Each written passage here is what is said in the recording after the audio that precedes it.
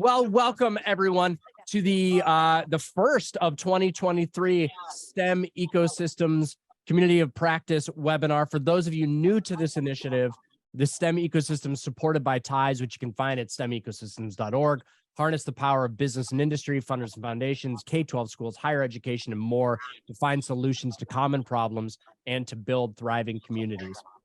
When the ecosystems community of practice leaders were surveyed last summer about what topics they'd like to be updated on and to get more information on, the number one topic was measurement. And this isn't shocking to me. I don't know about all of you, but I've been working in ecosystems a long time. We talk about measurement a lot. We all know its importance, but it's hard. It's really, really difficult to do and to do well. So the SLACOP has worked with the PEAR team and Caliper as well through Measure STEM, the group that meets monthly for 4 years in support of measurement. And some of the STEM learning ecosystems have worked with the PEAR team for almost a decade. There's so much energy, focus, and intentionality around this topic of measurement across the SLACOP. You spoke, we heard, and we're here today with PEAR, an internationally renowned team of experts, to further engage in emerging best practices in measurement. So, but as we get started, I'd like you to do me a favor and open up that chat window again and let us know, what are the challenges that you face in effectively measuring the impact of your ecosystem's work in STEM? As you're listening to this opening and as you're thinking today, go ahead and put that in the chat, because that's going to help guide not only today's conversation, but future work as well. So I'm really excited about this because we have with us two of my favorite people. And understanding STEM program quality and youth outcomes is really essential to continuous quality improvement and building an evidence base to support the efforts of STEM learning ecosystems. PEAR, Partnerships in Education and Resilience, is partnered with TIES to support STEM learning ecosystems and building their capacity to collect data. PEAR has an approach to data collection that uses a common framework, language, and tools that was developed and validated in informal learning settings to measure indicators relevant to program quality. First up, joining us today, we have the incomparable Dr. Gil Noam.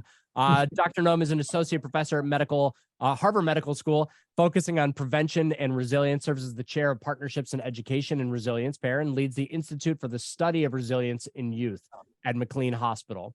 He served as the director of the Risk and Prevention Program and is the founder of the Rally Prevention Program, a Boston-based intervention that brings social and academic support in school, after school, and community settings. He's published over 200 papers, articles, and books in the areas of child and adolescent development, as well as risk and resiliency in clinical, school, and after-school settings. Dr. Noam is trained as a clinical and developmental psychologist and psychoanalyst in both Europe and the United States. Dr. Noam, we love learning from you and meeting with you. One of my favorite people to hang out with when we all get together at the convenings. But I've always been sort of curious. Measurement is it's a lot, right? It's intense. It's difficult. It's broad-reaching, and I wonder how you started down the path of this focus on measurement and its importance. Thank you. Hey, Jeremy. The love is mutual. I always love meeting with you, and I think that you with your microphone is kind of an image I will always carry with me. I love that. It reminds me of a radio station. I think that the best way to answer your question is through the opposite, which is I don't believe in measures and measurement. You'll be probably very shocked to hear that. What I believe in is strong youth development, a strong commitment to young people, an amazing kind of belief that we all have as human beings a lot of resilience potential, that we unfortunately are facing a lot of crises in this world, and COVID for a long time, and what we were able to do was a miracle. I mean, in a really short time as a society to come up with a medical breakthrough, to really support each other during a very difficult time, and to come out really, for many or most people, whole rather than broken.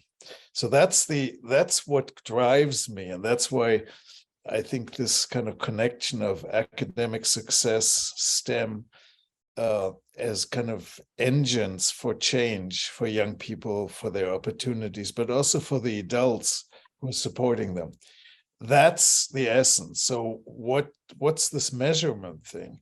Well, the measurement is, I would not want any kind of measures to come in the way of that kind of direct communication relationship between adults and kids. What I want is, though, that we don't just believe in things, but we actually can measure, look at evidence, not because our funders ask us to do it, but because we are curious and we want to know what works, what doesn't work. We want to have very fast feedback, and we want to do it in a way that we can actually change programs immediately and not wait till next year.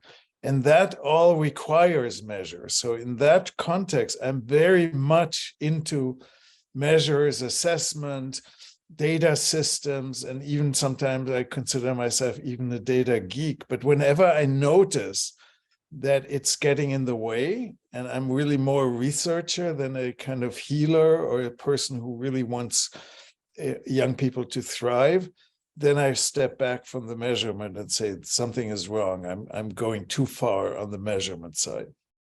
I think that's such a critical balance. And I think at least those of us who come from the school setting, we've seen that pendulum back and forth several times, from no measurement at all, or kind of haphazard measurement, to this really intense focus on measurement at the expense of all other experiences. And then instead of sliding to this sort of reasonable balance, we tend to then just drop measurement and then swing back and forth. So I'm glad to hear that that's a focus for you as we move forward in this conversation.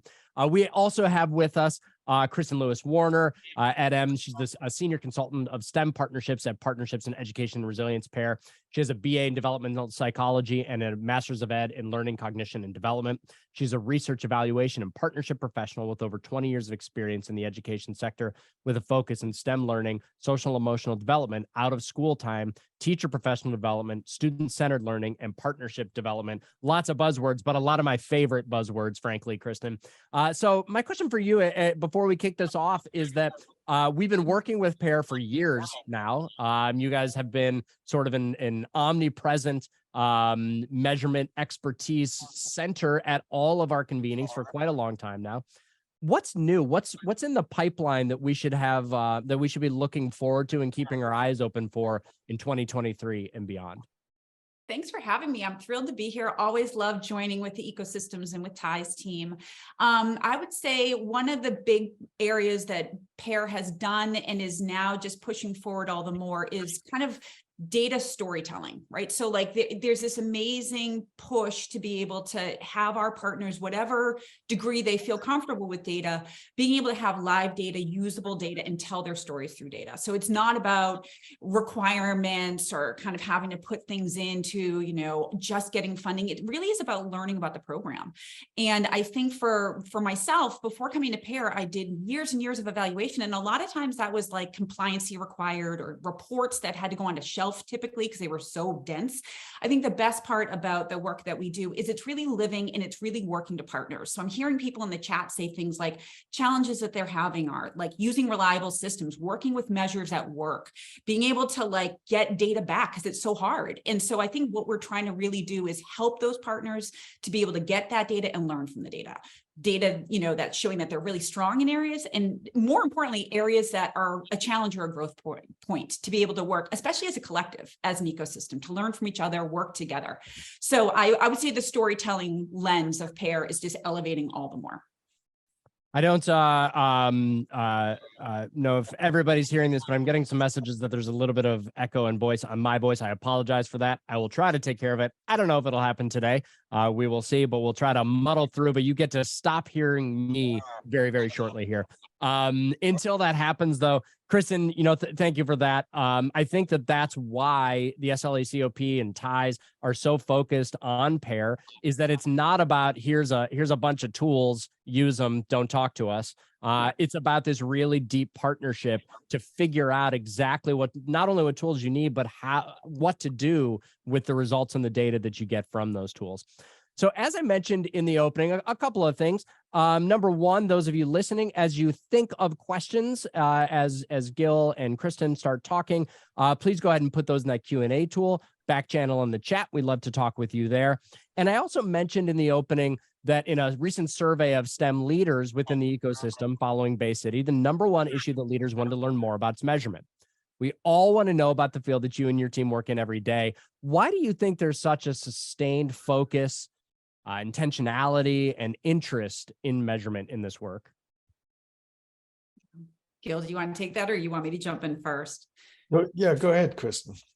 Yeah, so I think, it has the part to do, again, you're gonna hear me say storytelling a lot through all of this, but I think, obviously there's great usage of data to be able to tell about impact, to tell about, going for funding, being able to, advocate for yourself. But I think a huge part of that interest is really knowing how to talk about the impact that you're doing in a really usable way. So I think I've heard from partners both at PEAR and before PEAR, where there was a lot of like, I know I'm doing great programming, I just don't have the evidence of it. Or I know I'm doing great program, I don't know exactly what we're doing. And so I think that part is coming forward more and more about that continuous improvement. It's not just about like, oh, we're doing really great here, or this is a hard point for us. I think it really is about the whole picture and being able to talk about what that impact looks like. So yes, awesome to have data for funders. Awesome to write grants, to have data to back that, all that pieces, absolutely. But to be able to talk about your impact on like the boots on the ground part, I think is huge, and growing all the more, especially with the pandemic. I'm sure Gil will share as well. Like we are just seeing such a need for the mental health part, seeing where youth are there, as well as the impact on STEM. STEM was really heavily crushed during the pandemic. I know my sons didn't get to do much science, so like they're getting back into it, and it's amazing to be able to see that and see how that's kind of changing attitudes for youth in STEM, as well as educators. So that's my push. But Gil, what do you think? Well, I don't think I have that much to add to what you just said, Kristin. I think data is all around us now. I mean, it is just totally amazing. We have an internet revolution, and a lot of this has been established, but we now have a data revolution. I mean, we do have data for everything.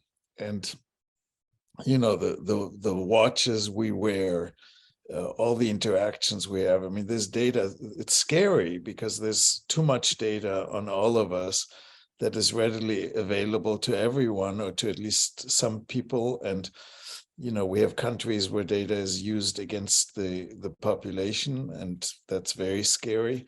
But I think we need to join the data revolution and both protect the privacy. I saw in the chat that people are kind of concerned about data for young people. So we have to be very protective of privacy. But we also have the chance to have continuous influx of information that can be translated into something that is immediately applicable to what we do. So there's always the danger of data being abused, but in this community, I don't think that's the issue. The issue is that there are a lot of people using data everywhere, and why don't we just use it for the right purposes? And why do we also make sure, we really need to make sure that we're getting away from the punitive use of data. Like in school districts for a long time under No Child Left Behind, it was all about, we're going to show you where your deficiencies are, and we're going to put more pressure on you educators to actually elevate the results for kids.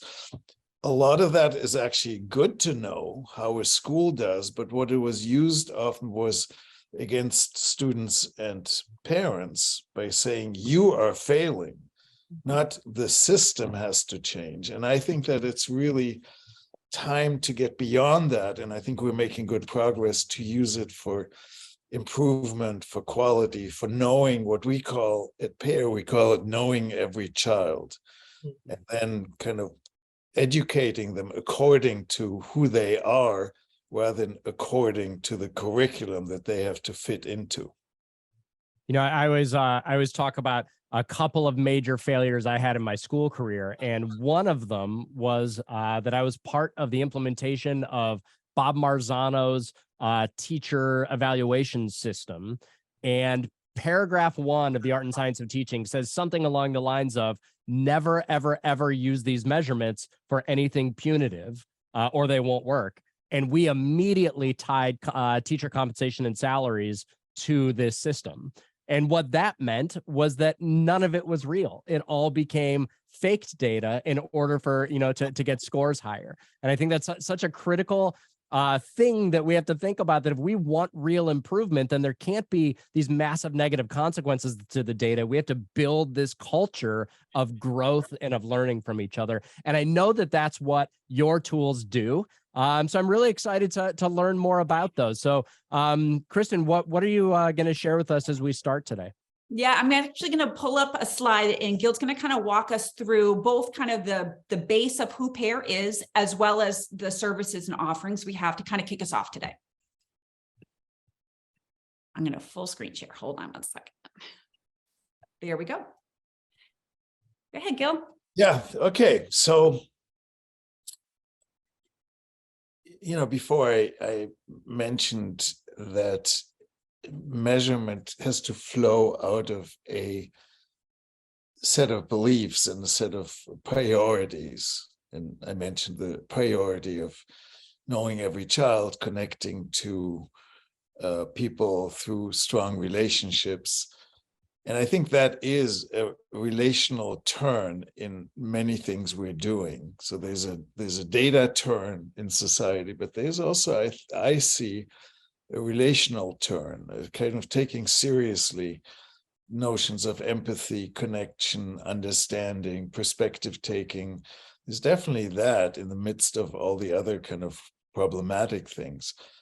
And PEAR, so the whole initiative that you have heard of, the US Department of Education, the initiative of You Belong to STEM or in STEM, that's all part of that. I think the relational connection that's necessary as young people experiment and get involved in STEM. And so PEAR has that as its kind of flag for a long time. And as you can see here in the slide, that we start with strengths. And it is a holistic approach where we streamline data and data system, make it actually simple. And that's not simplistic, but making it simple. I mean, my idea, I always kind of joke around saying that, we wanted to call ourselves Apple, but that name was already taken. So we ended up with PEAR, the second best, although I prefer eating pears than apples, but that's a personal thing. But anyway, I joking aside, I think that the simplicity of, let's say, Apple products has always intrigued me, and also the beauty of them and so on. So there is an emulation there that we would like on the data side to be really simple and to make it actually less complicated to collect data, to have trainings, to build on the data so that we can actually have trainings and professional development and have an ambitious goal.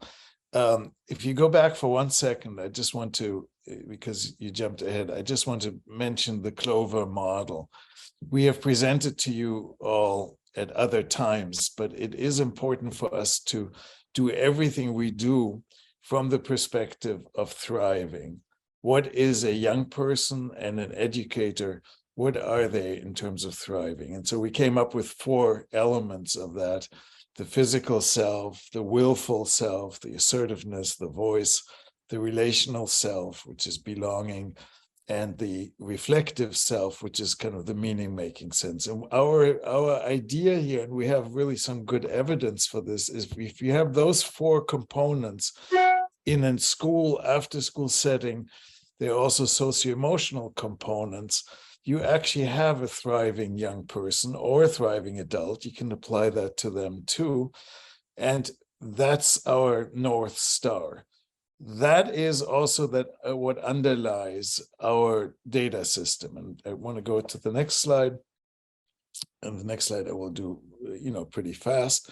We have a transformation model. So the data isn't just trying to describe, but it's also trying to direct, if at all possible. And the transformation is clockwise here.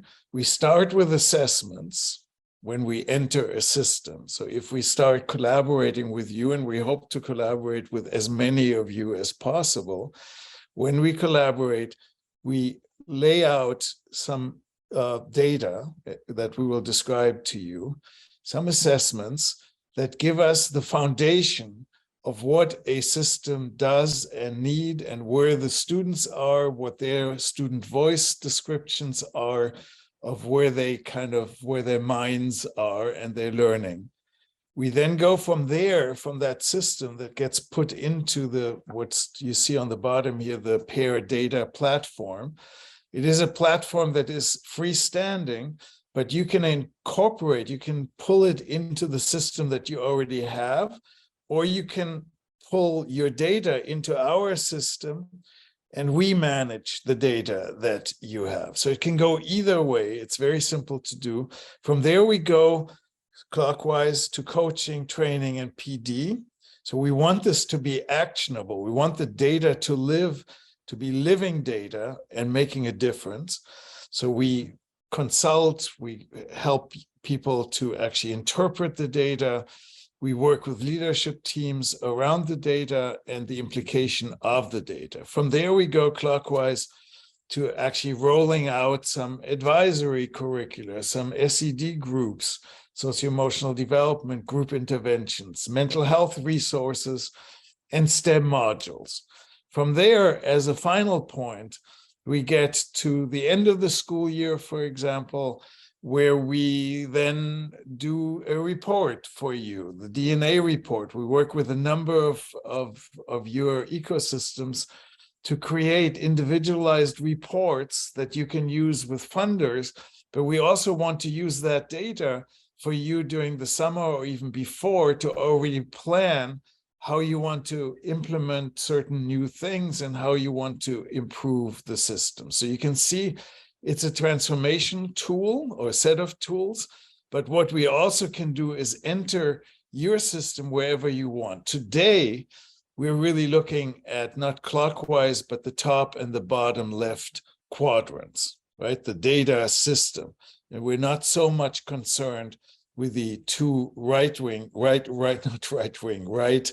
blue quadrants. So you can see how we are interested in the assessments and then go from the assessments to a reporting and to planning with the assessments for quality improvement.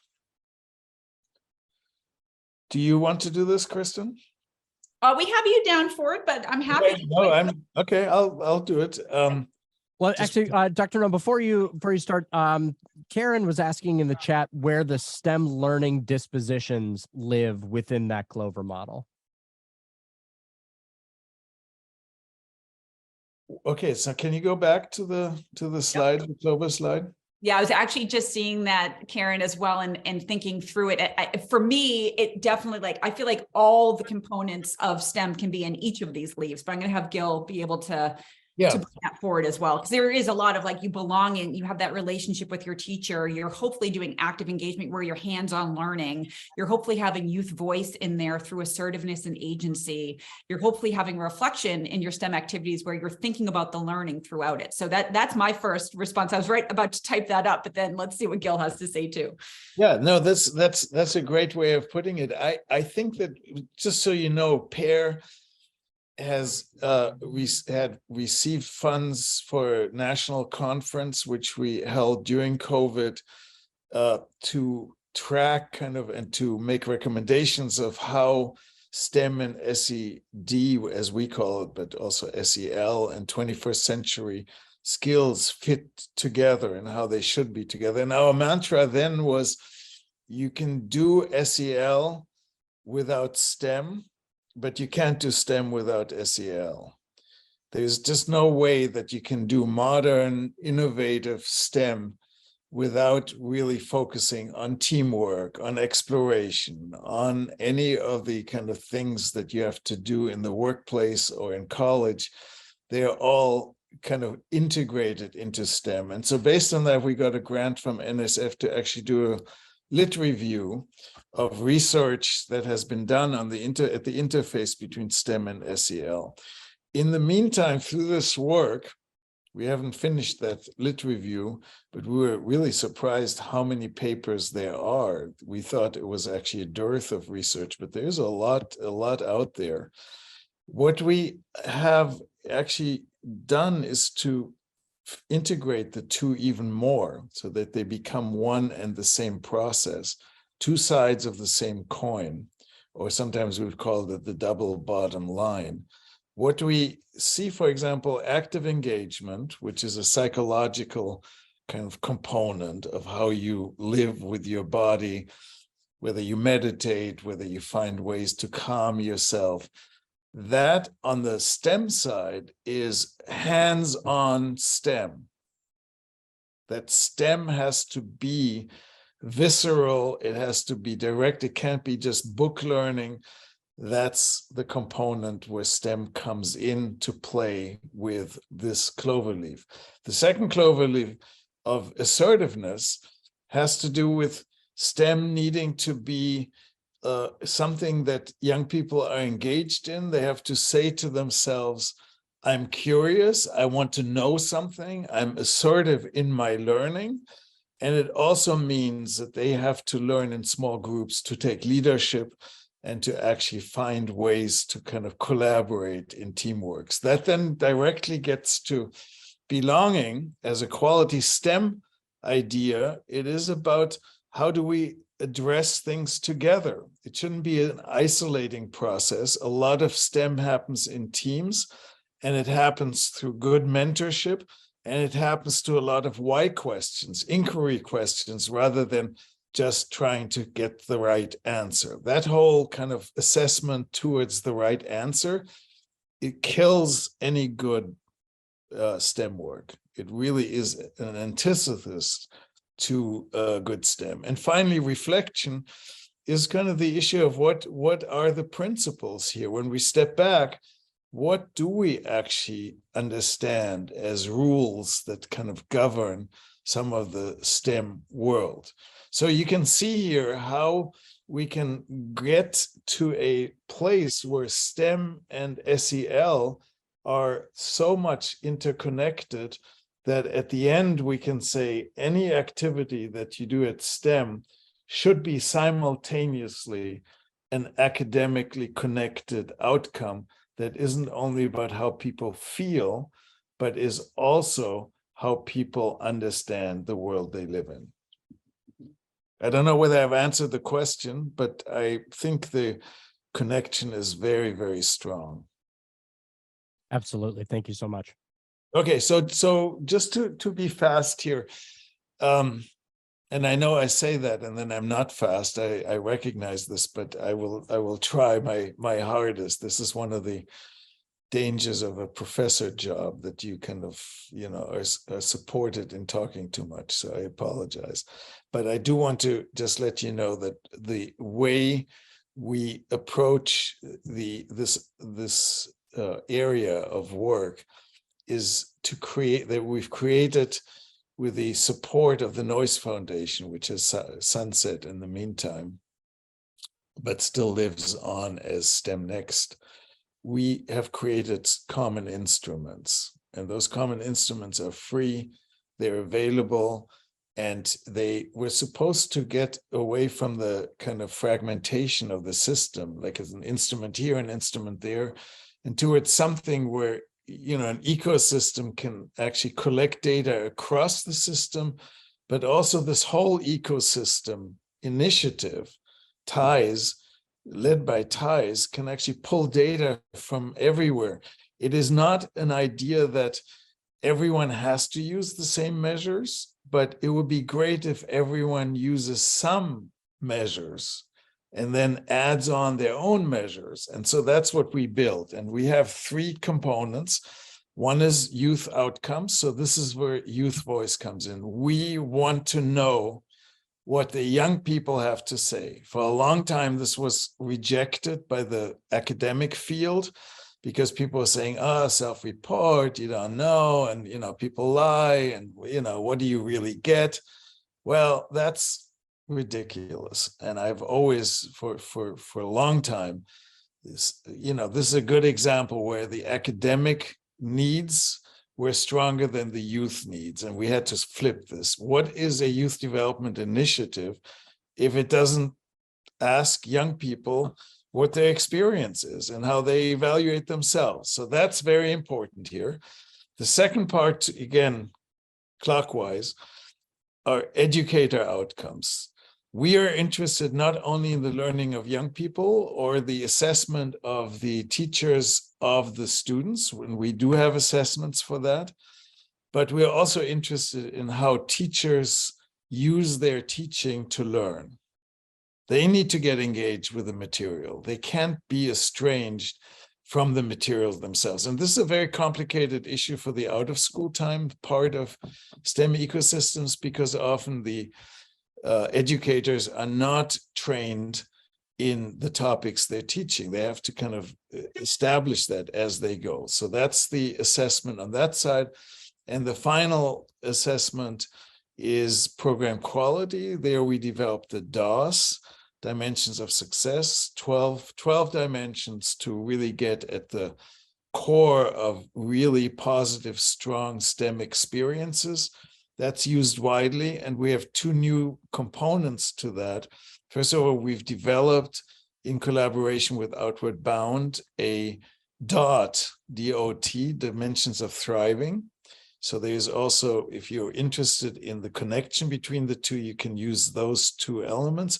And we're just in the process of finalizing a tool that takes these 12 dimensions and ask people to evaluate rather than to observe, like a staff team, to self-assess how they see themselves on these 12 dimensions, like youth voice, inquiry, materials. These are examples.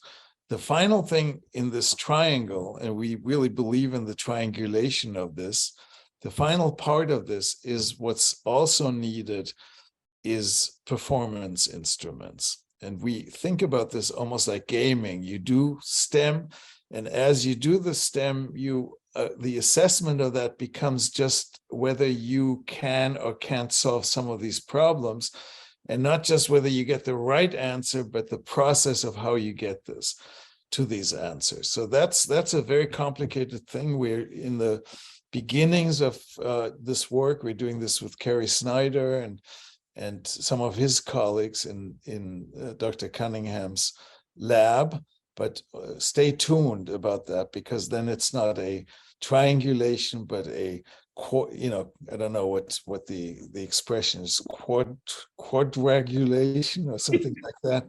It sounds very medical. Anyway, but that's where we are, and we're ready for those 3 domains and competencies. We're ready to roll this out. We're ready. If you tell us, hey, we're interested, we want to use some of this, help us with that, we're ready to do this. That we've worked 10 years and more actually to create this. We got funding from NSF and from others, and we're here to help implement this, and we know what we're doing. But in the meantime, and I promised you to be short, and I promised you not to be short, so here we are. In the meantime, we will show you kind of some more of the what this looks like in practice. I think there's a great question, Gil, and I just have it as a quick visual, and it's gonna kind of be a lot on one page, but just a quick visual of what the data dashboard looks like. So you'll see at the top, we have all these filters. And again, this is a screenshot. I wish I could kind of play around with it and show you, but all the filters, when you dive into that data, when you do that data collection, whatever degree you can, maybe just the student survey, maybe all three, but you'll be able to really look at the data and look at trends. This is just one snapshot of like some of the demographic information, some of the attitudinal information, but you'll have multiple pages to be able to dive into with the data and keep that live data working with you. I think somebody had asked the question, Kristin had asked about the fee that goes along with using the tools and the dashboarding, as well as other services that we have. Absolutely. So reach out to me, Kristin. I'm happy to talk through it. I think the biggest takeaway is PEAR is very much focused on being partner friendly, budget friendly, knowing that programs have a lot of demand, knowing that budgets are tight. Again, referencing when I was an independent evaluator, those reports and those fees were so high to work with. To be able to work with PEAR, I love the fact that that's what the big focus is really about meeting partners where their needs are and not about huge budget. So feel free to reach out to me. I'm happy to talk through things. It all depends on what services you're looking to do. And we can happily walk you through all of that. And because some folks have been asking in the chat, yes, this presentation will be available to all of you when Lauren and Xan send the follow-up emails, by the end of the week or next week, whenever that happens. It will include a link to this entire deck. There's so much really critical information. So just enjoy and know that you'll get those visuals sent to you shortly. Absolutely. So Jeremy, is it a good point? Maybe we do a little getting the gears moving around data? Absolutely. Well, especially since you've got a graphic for it, I think absolutely.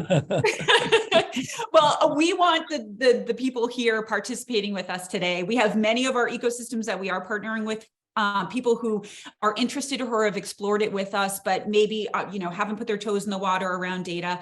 We just kind of want to use some data points, some of what we have as real data to get people thinking about why data would be valuable. How would you go about using it?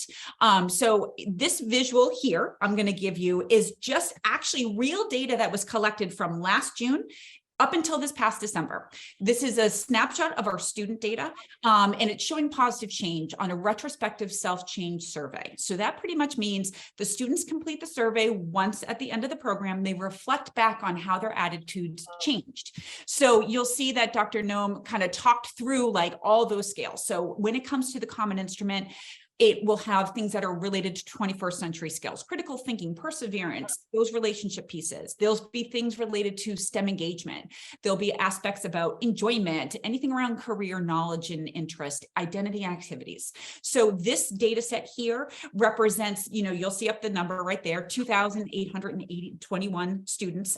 It is across 21 partners, 84 different programs nationally.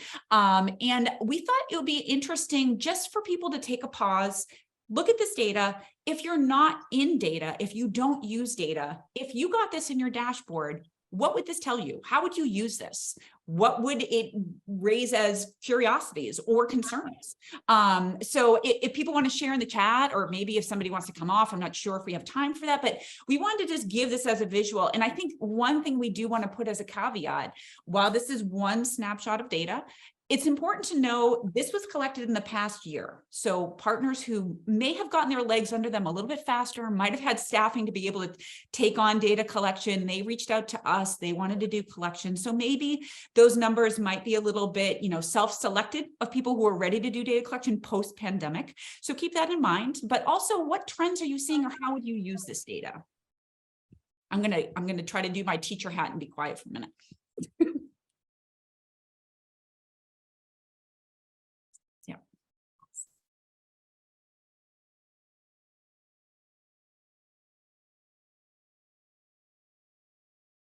Anybody want to share? Maybe while you're thinking, just to make it super concrete.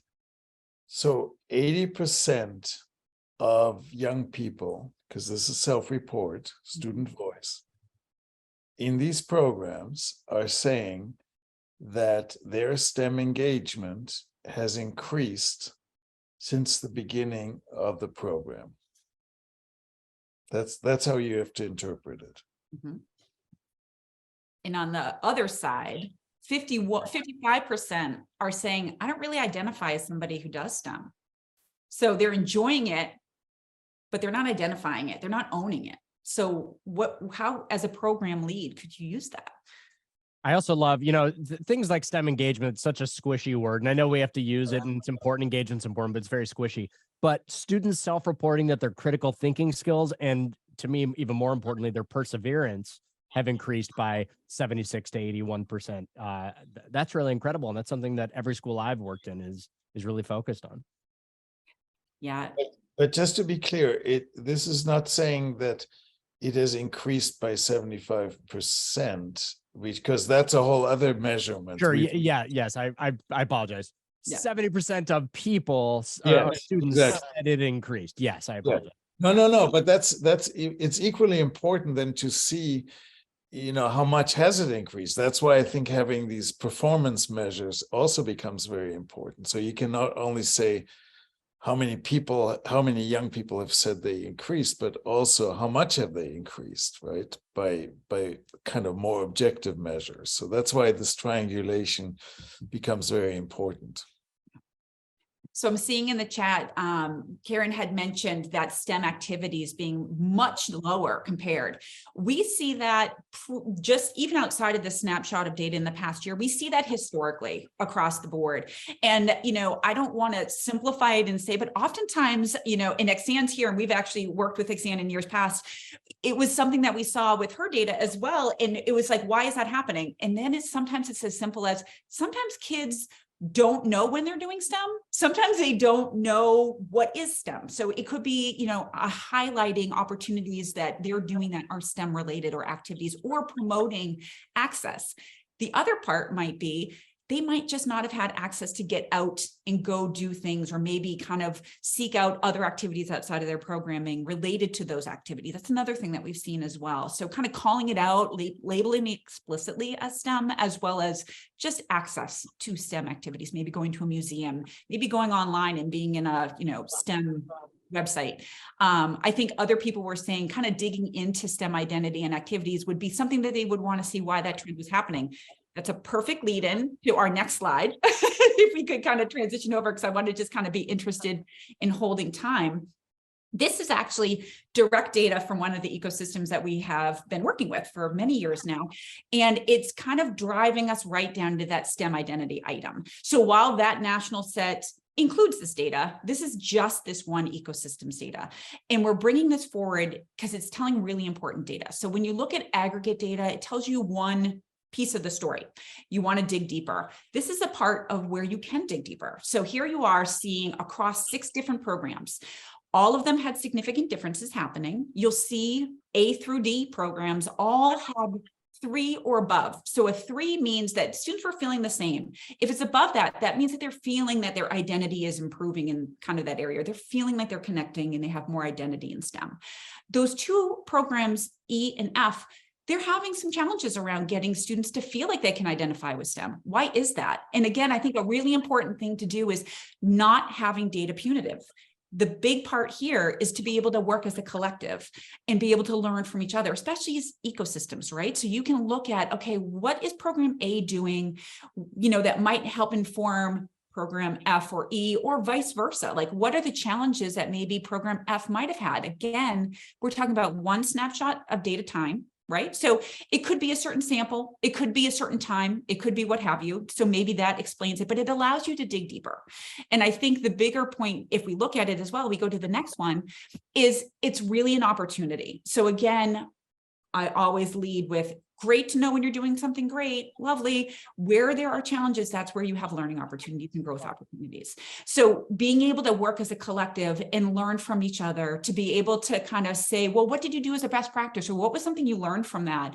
Or what have you been doing to bring out STEM identity a little bit more? It's a great way as an ecosystem to work that way. So I will pause there to see if Gil has anything you would like to add to that piece, Gil.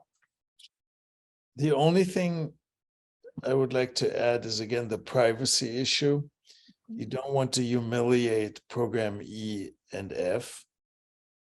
So often we work with people anonymously. So, for example, this gets shared, but it's not necessarily stated which program it is. If there's enough trust, then that's great. And, but it is quite stark, to have such a difference between program A and program F. And I think the idea of learning from the data, again, not punishing and not giving programs a bad reputation, but to have enough measurement that program F can also show itself, because this is just one area, STEM identity.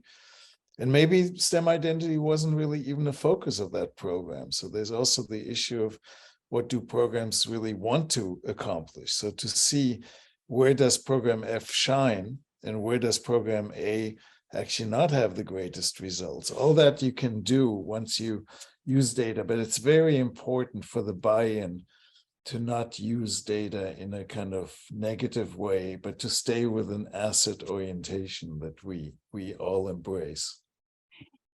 Gil, Andrew brought up a great question in the chat about, would a student know what their STEM identity is? Or, they might, even as a lead, maybe they don't know what that is. So I think I will add firsthand, Andrew, that the questions that are designed in the student survey are very simple. And it's not going to say, do you identify as STEM? It's going to ask questions about what you like about STEM. Do you kind of seek things out that are STEM related? And again, wording that would be appropriate for youth to understand. And then that's consolidated into that scale to give that rating. But it's great in terms of talking about that STEM activity part as well, of sometimes explicitly talking about it, or even when students are doing STEM, helping them relate to that being part of their identity. You're really good at robotics. Oh, you seem really interested in whatever, or your teammate recognized like you did great with this. There's sometimes that explicit ability to call out that as part of their identity as well. But the questions are designed to be simplified to be able to see what the score would be. I mean, just one sentence about STEM identity. I think, we have done this out of the tradition of engagement, interest, identity, kind of this hierarchy that came also out of the National Science Foundation work. And I think that, identity is such a complicated kind of issue that the measurement is much too simple. And I think the field is moving to this more complicated way. Up until recently, mostly identity means I'm not just interested, but it's for me. I really want to make this part of who I am. I am a STEM kind of person. That's what it is. I mean, but for a middle schooler to say, hey, STEM is for me for the rest of my life, that's much too much to ask. So I think we're going to really dig deeper, and that's where our measurement, laboratory kind of comes in. We continuously update based on the needs of the field. And my hope is, as we work more with you, that you will raise those questions and that your needs will become our kind of demand in a certain way. I'm aware of time, so I think, Kristin, you should, yeah, great. Yeah, so and Jeremy, I know we want to have a few minutes at the end, so you will all see this when you get this PowerPoint to be able to, see opportunities that work with us. So as Gil said, when it came to like kind of that cycle of working together, we will do everything at PEAR, from helping you plan measurement, talking through how we can potentially partner, all the way up through longitudinal work. So we have partners that we've been doing 10 plus years with. We have partners who are always coming forward about exploring partnerships. We love it. We're happy to do any scale of partnership and talk through that. That is my love of PEAR, is that we're all about partnership. So please feel free to reach out to me. Our information will be in this as well, to talk about how we can best serve you around this. Also wanted to just give a quick shout out around professional development. Gil gave acknowledgement of that in the beginning. There's lots of really cool opportunities, both in the mental health aspect as well as the STEM side of the work that we do. Feel free to go to our links here, go and check those out. We'd love to hear from you. In addition, we are currently working with Exant around doing kind of direct professional development opportunities with you all related to this great work. So stay tuned for that. We have lots that we'll share coming, as well as we'll see you guys in Florida to be able to talk through kind of the opportunities that are coming too. Here's our contact information. So feel free, reach out to me. Happy to, kind of review anything, chat with anybody about different aspects of work. And then if it's okay, I'm going to pull up our kind of call to action, but Jeremy, I'm going to have this here as kind of our last step, but wanted to see if there's anything else we should be reviewing before this. Well, I'd just like to do one thing is in a shout out. I had actually changed this particular slide, but I don't think it may. Oh yeah, no, it does. You want me to have it here? Is this good? Yeah, just stay there. Measure STEM, a great group of, wonderful people, primarily from ties, also PEAR, the caliper, people are involved, and also some international partners. What we are showing you is freestanding, PEAR related. We can work with you directly. It doesn't have to go through Measure STEM. But Measure STEM is the arm of our collaboration, where we want to actually always think through what are the measurement needs of this work. And Exan represents that work really well in that group, as well as does Jan and other members of the group. So it's a great way of showing that we can create kind of research ecosystems as much as practice ecosystems. Absolutely. So we do have a number of really great questions. I'm going to try to speed round them. Normally, I ask folks to ask their questions themselves, and I apologize to those of you who ask questions that I'm not going to do that today. We only have a couple of minutes. I'm going to try to speed round these. The first one is from Andrew Garner, Kristin Gill, who's saying, is there a common measurement? This question came from the very beginning when you talked about folks choosing their measurements. And he's asking, is there a common measurement that all ecosystems should be thinking about and measuring so that we can do some comparison amongst ecosystems? I think that's a great question. And in fact, we have some data again on this question, because a few years ago, Patty Allen, who's a member of our team on the ISRI and the Harvard side, did a study, and Kristin, you were involved, and others too, where we interviewed the leads of the ecosystems and found out, and then actually wrote this up and even published a paper on it, like what do people use? And at the time, there was definitely a sense that people were beginning to do some of the data collection. Some people were very far, some ecosystems had evaluators and had their measures. And it also became very clear that everyone was doing something different. And so that's when we established and got also support to create these common instruments. What we haven't said is that we now have data on more than 100,000 young people on many of these measures, and we're able to create national norms based on the census. So any program that uses it can actually compare itself to national norms. And on the youth self-report, on the student side, those measures are very, very developed, and they don't take long. I mean, it takes maybe, what do you say, the CIS, Kristin? 15 minutes maybe, Yeah, maybe. Depending on the age of the students. Yeah. Yeah, and you can just choose also certain scales, and the scales are short. The longer they exist, the shorter you can actually make them. And so you can choose, and you can have something that takes 5 minutes or 10 minutes.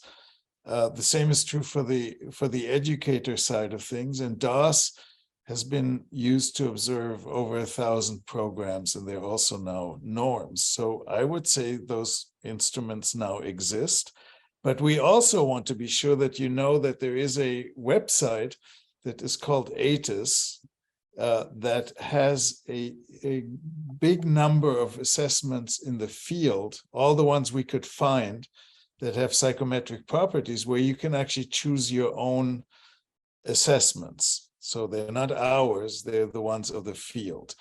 And the last point to make here is that if the ecosystem as an ecosystem wants to create new common instruments, we'll be right there with you to figure out what scales does the ecosystem want. But my best guess is you will find that the thinking we've done and the work we've done with the field has covered a lot of the things that are needed at this point. So we are out of time for questions, but there are 3 really great questions. And I'm going to just say out loud right now, because Kristin, you don't know this yet, maybe, but sometimes we just impose on our guests and say, wouldn't it be so great of you to just answer these, in a paragraph or 2, and then we'll include them on the follow-up. Those questions that I love are, how has this data been connected to movement within grade levels? We'll send them to you, Kristin. You don't have to write them down. Thank you. There's a question about the sample sizes and how much variability that includes, or that causes in the results. And then Lori is asking about a shorter form of the tool that might be used for out of school time camps or activities that are short in duration. In other words, things that are only 5 to 10 hours. How do we start measuring those types of things? We'll make sure to get all of these questions, Kristin and Gil, to the 2 of you so that we can include those in the follow-up. Thank you both for joining us today. It is always so enlightening when you join us, and I always learn so much, and it's just really great to see your faces again. Thank you for sharing your decades of learning and expertise to help the SLE-COP continue to be focused on measuring the impact of work that's so important for our young people around the globe. We look forward to continuing to learn with you and partner with PEAR in 2023. Next month, we'll have a webinar on Caliper, measuring the strength of relationships across ecosystems, with Dr. Fisher on February 24th at noon Eastern Time. But wait, before that, we have a couple of other really interesting webinars coming up that we know you'll want to participate in. First, on January 19th, we have the eWeek Easy Button webinar at noon Eastern Time. Join us for an informative session that will prepare you and your ecosystem partners to optimize the impact of Engineering Week, coming up on February 19th to the 25th. Thanks to our friends at Siemens and Discover Engineering, this webinar promises to give you the resources you need to prepare cross-sector partners in your ecosystem to have truly impactful engagement with the future innovators in your community. You'll walk away with access to Hour of Engineering and shovel-ready engineering curriculum for all ages. And one more, on February 2nd at noon, the Pitch event is back. Here's a unique opportunity for SLE-COP leaders to hear and make pitches for authentic partnerships with large grant writers from across the country. Too often, the expertise of SLE-COP leaders and that of researchers have been siloed away in the grant-making process, but the Pitch is designed to bring these 2 groups together early on for more impactful and successful grant writing. Come and see what all the buzz is about regarding the Pitch. So thank you all for joining us today. Thank you, Dr. Noam. Thank you, Kristin. We look forward to hearing those other responses, and we will see you all next time. Thanks, everyone.